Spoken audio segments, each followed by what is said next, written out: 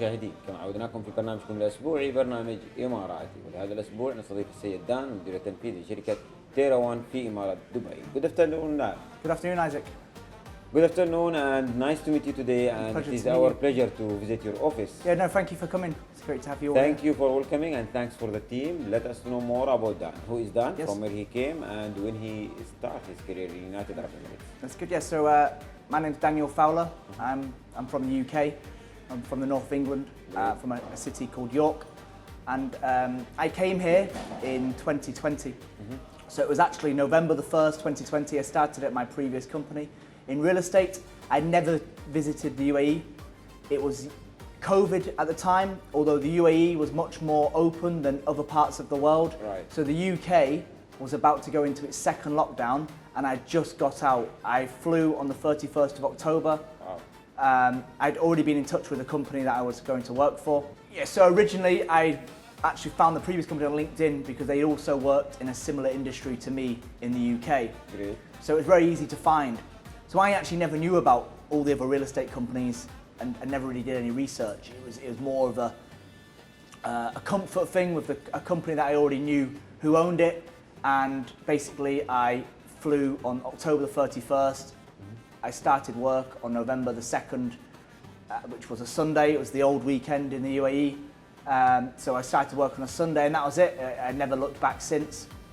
I then worked for Fowler for 3 years until December 2023. It went very well. I used to work in Marina. I used to work in downtown as an agent, and I really enjoyed the time at the company. When you come the first few months, how you see the opportunity here in United Arab Emirates and how you see the culture, how it's easy to fit to the market also? Yeah.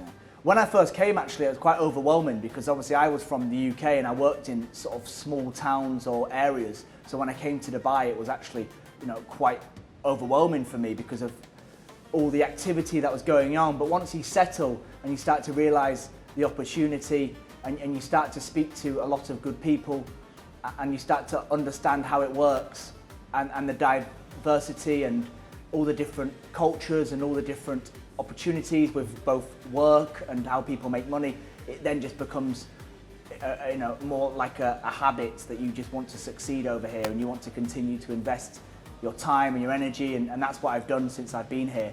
And I've never looked back since being in the UAE. I've always been very comfortable here. I consider this my home now, and despite what's recently happened, I'm really loyal to the UAE as they've been loyal to me since I've got here.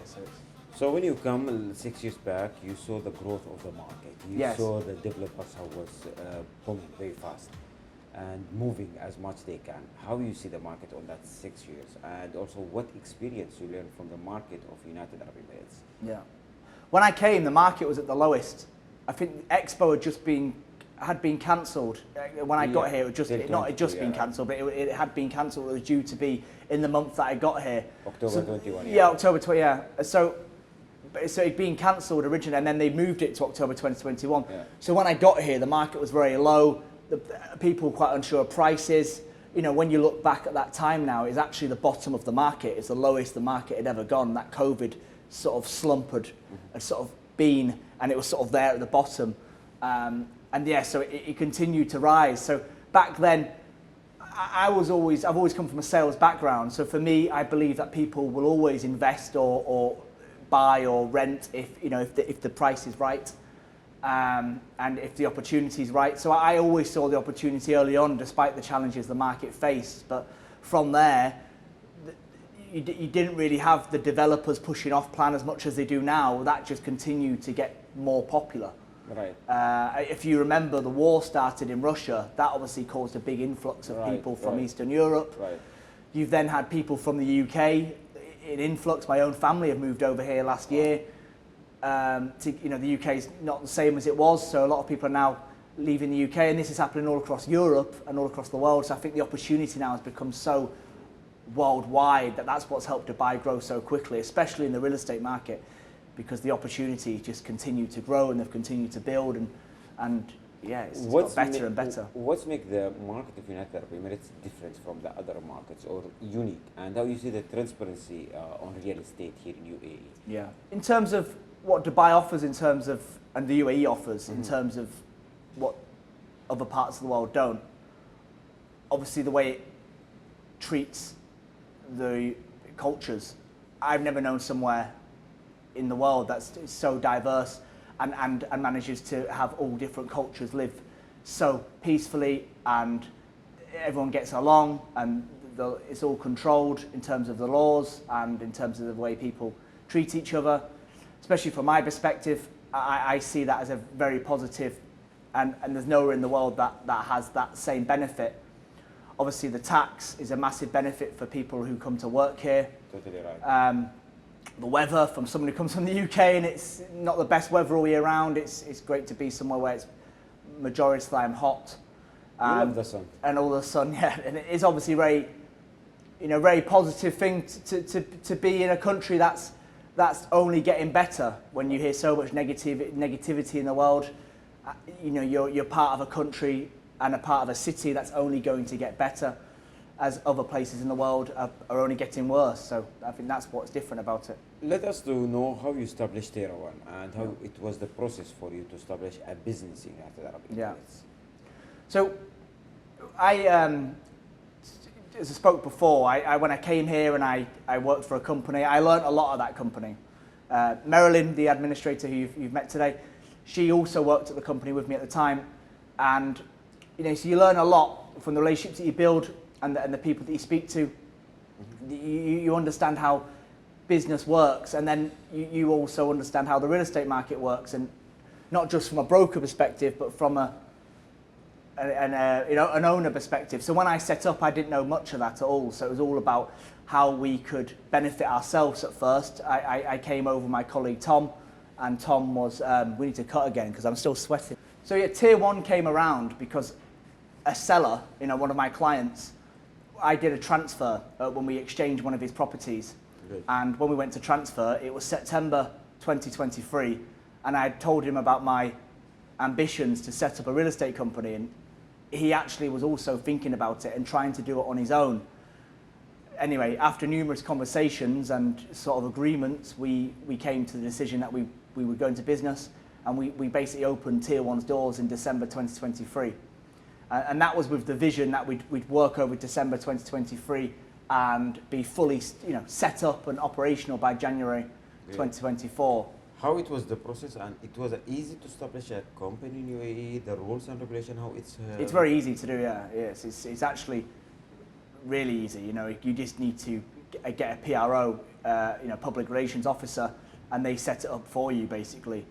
Obviously, it costs, but not as much as you think it would cost. I know it's different for different businesses, for different business licenses, but at first it was very easy. The PRO did it all, and we got our trade license, and then we then did, as many other real estate companies do, we had our portals with Bayou and Property Finder, and we would then list our properties that we had from our sellers, and then business would just basically transfer from where we worked before to Tier 1, and it was quite a stressful experience. I'm making it was actually much smoother than it was at the time, because obviously we had to then, educate our clients that we were setting up on our own, and we had to, educate, the people that we were going to employ, and it was a completely different dynamic. So, I'm sure also we need to build a strong team in our house. How you build your team? How you select the people who work with you?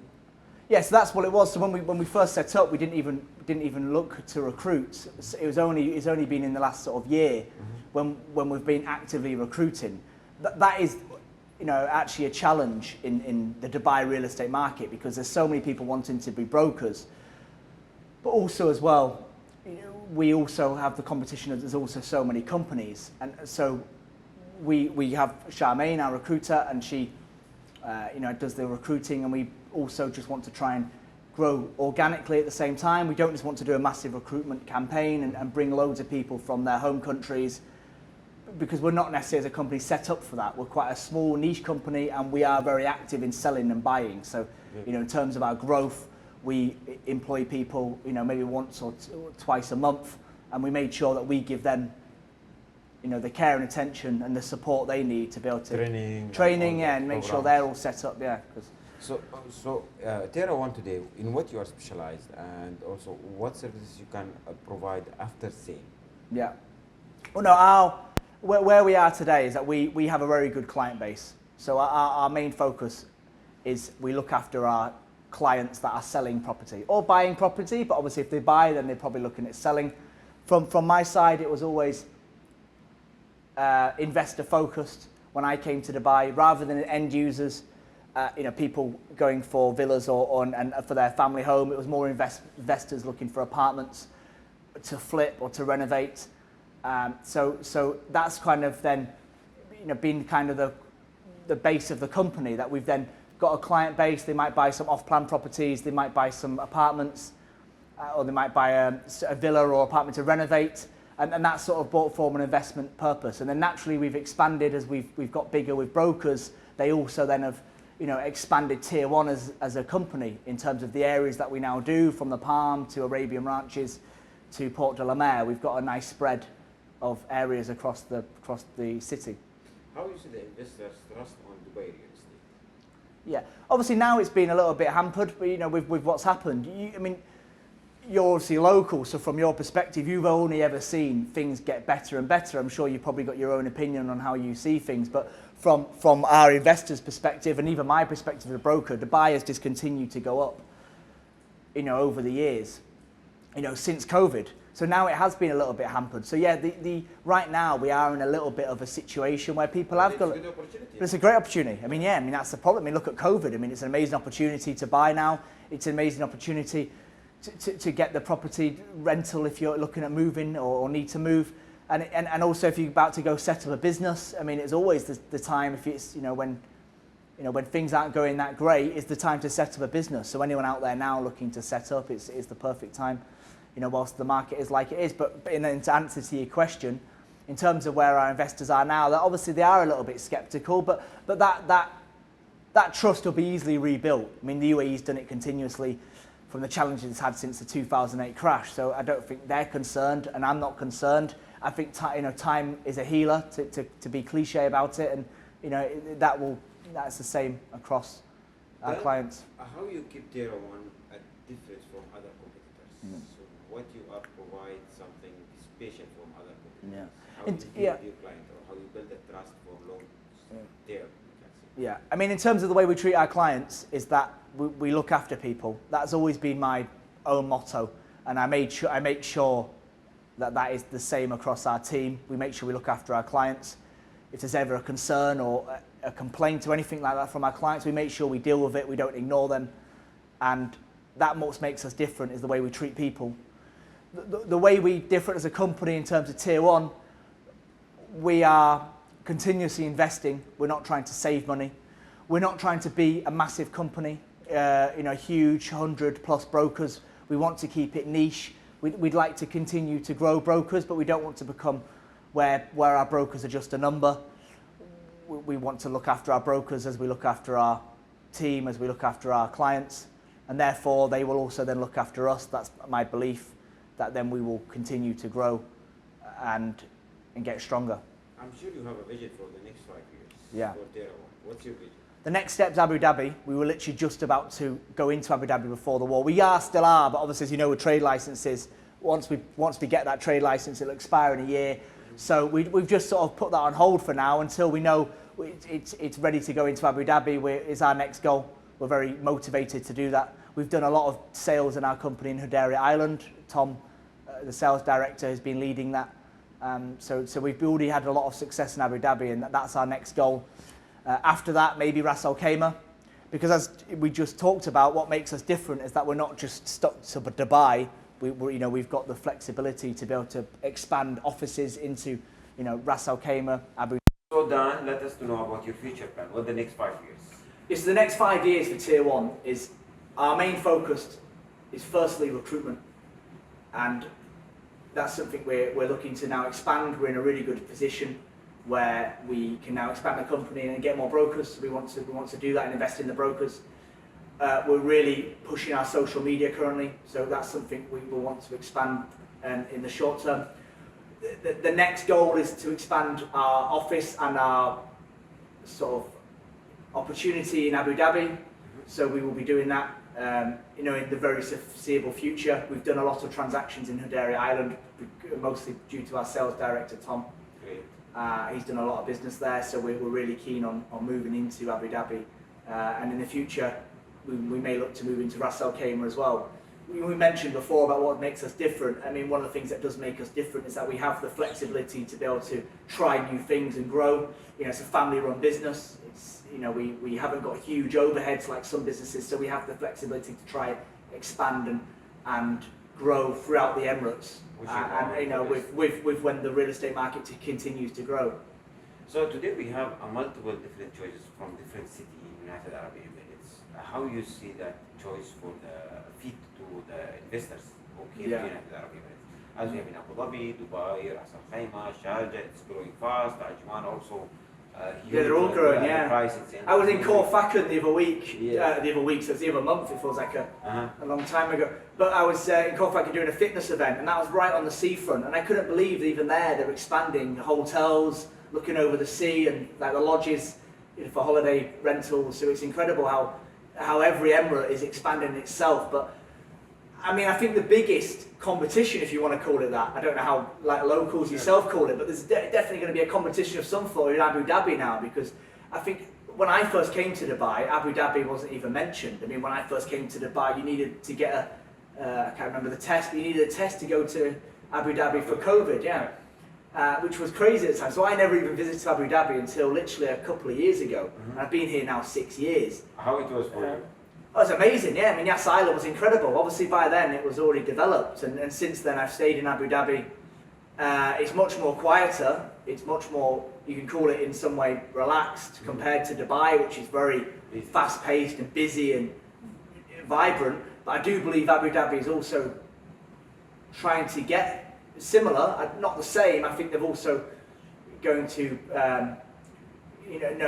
look in other avenues, because obviously they've been investing heavily in Sadia Island with the cultural district, with the museums. Yas Island's a little bit like Orlando, where you've got the theme parks, and then you've got Abu Dhabi, which is just a very nice cultural city with really nice hotels and a great coastline in the Corniche. Ras Al Khaimah is well, Ras Al Khaimah was in there a couple of weeks ago actually for my birthday. It was good. Yeah, Ras Al Khaimah was lovely. I couldn't believe the size of the casino. And again, that's going to be really interesting when that casino is ready. And when the projects around there are ready, because obviously there's going to be a completely different tourist aspect there, because obviously it's not just going to be about the casino, there's going to be so much more that Ras Al Khaimah offers. Today we have a big numbers of developers in the markets, and there is who has a brand name on the markets for a long time, and there is a new developers who came with multiple, we can say, choice with the multiple payment plan, with better choice. How you see which one is better on the market, and how we can fit the new developers to the markets which they can build their brand, as the law of United Arab Emirates support everyone who came here to develop real estate. No, in terms of my favourite developer, that's very difficult to answer. In terms of what my favourite is, but in terms of what's done me best in the years gone by is EMAR. I've done a lot of transactions with EMAR, both off-pan and secondary. When I first came to Dubai and started selling EMAR properties, the payment plans were all very much on post handover, and there was service charge waiver, and there was lots of benefits that they were giving. As obviously EMAR got more popular and as the market got more strong and the demand increased, EMAR then payment plans became more strict or more demanding, I guess, in some ways. So that then, from a buyer's perspective, becomes a little bit more difficult for them to buy it, because they need to put more money down, and then they might not have an exit plan as quick as they may have thought. So that can also be a challenge that investors can face with some developers, is the payment plan. A lot of my investors and my business partner, he always goes for payment plans that are with construction. Right. So which you get better. Well, that means then, because obviously then with construction, it's not with time. A lot of the larger developers now, they're demanding their payment plans with time, and rightly so, because obviously the demand's there. But some of the more niche developers, when they're doing it with construction, it then allows the payment plan to be more accurate with the actual building construction timeline. How is the real estate market in Dubai in the next 2 years from the experience which you got in the last 6 years? Yeah. In the next for the next 2 years, it will continue to grow. Not necessarily in the way that we've seen it grow in the past few years, where it's been a little bit like the stock market with prices. Which prepared the market. But it's better though for the market for the longevity, right, because there's a lot coming to the market now. I've not even bought my first property yet in the UAE because I've invested a lot in the business.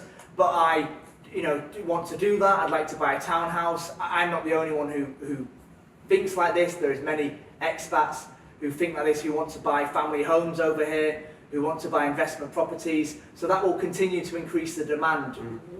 And the more properties that become ready, because right now there is not enough properties for the average person to buy, that then increases the price for those properties. So how I see the market is that it will become more widespread with buyers. You will continue to see the buyers coming into the UAE and investing, and the more that projects become ready and the more that we can mortgage those properties, that will only benefit the buyer in being able to enter the market.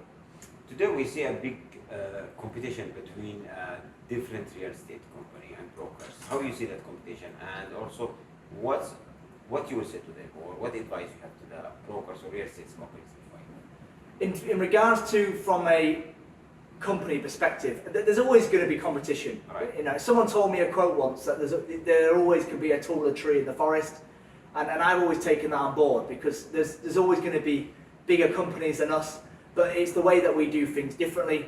We can always stand out in our own way that some companies may not be able to do with, and I believe we have already shown that, and we will continue to show that. We've been around now 2 and a bit years, 2 years and 4 months to be precise, and that's still quite early on in our stage. So we know that we can to continue to challenge the competition, and I would advise that with other real estate new owners, if they're new to owning a company. You don't need to compete. You just need to focus on yourself, and you just need to do the best at growing your company. Because from a broker perspective and a company owner perspective, you only need a small slice, small piece of the cake, as you call it. We only want a small piece. We're not asking for a lot. Again, as you get bigger as a company, then those costs the demand more, that we need more transactions. But right now, from our own perspective, where we're at now, we're very happy with the progress, and we will continue to grow by doing transactions, doing the right things for our clients. Repeat business is something we rely on heavily, and that's something I'd recommend to all our competitors, is to make sure you do the same. How is the rules and regulation to register your own apartments from DMD, and how you get a support from them or from the government offices, which always they try to make it more easy and fast?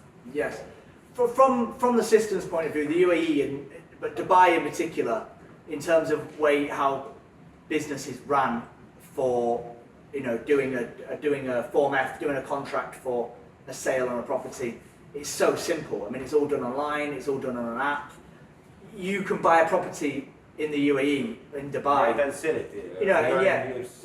Exactly. Yeah, you can buy it in but within it, you could buy it on a Monday and you could sell it on a Thursday. You can't do that in the UK, from where I'm from. It takes you 3 months. Wow. There's solicitors involved. Even on a cash-to-cash sale, it's very difficult. You need a solicitor. They need to do an audit report. It takes time.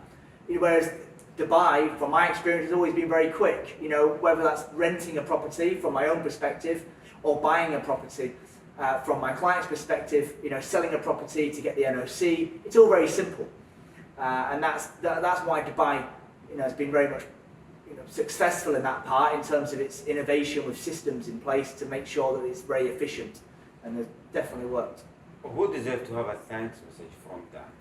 Yeah, and my thank you message to the whole of the people in Dubai. Obviously Sheikh Mohammed, who obviously has created Dubai.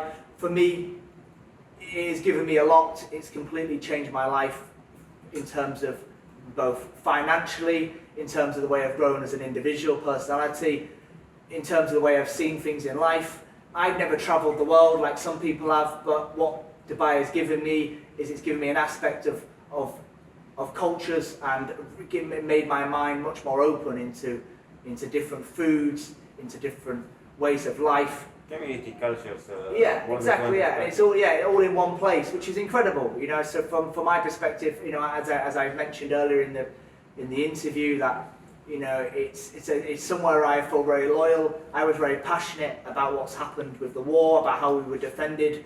I've always felt very safe here. A lot of people I know don't feel very safe in the UK, with obviously the crimes increased, but here in the UAE, I feel remarkably safe, and I feel remarkably grateful for where we've got to today, and long may it continue. Final advice for the investors who are planning to come to UAE to invest as a business or to buy their property here. What do you advise them? You need to do it now, sooner rather than later, would be my main advice, because people want to wait. I hear it all the time. It's not always as simple to move out here just the next day. Obviously, I moved out here when I was young, so for me it was very easy. I know people have families, but if you are thinking about it, now is the time, especially with what's going on right now. Now is the time to move here, now is the time to set up business. The UAE and Dubai is only continually expanding, so there's never been a right time than now is the best time to do that. Thank you, Dan, for your time. Thank you very much. Thank you, Isaac. Program. We wish for you and for Tera One to be one of leaders in the market. All the success. Good. Thank you very much. Thank you, Isaac. Thank you.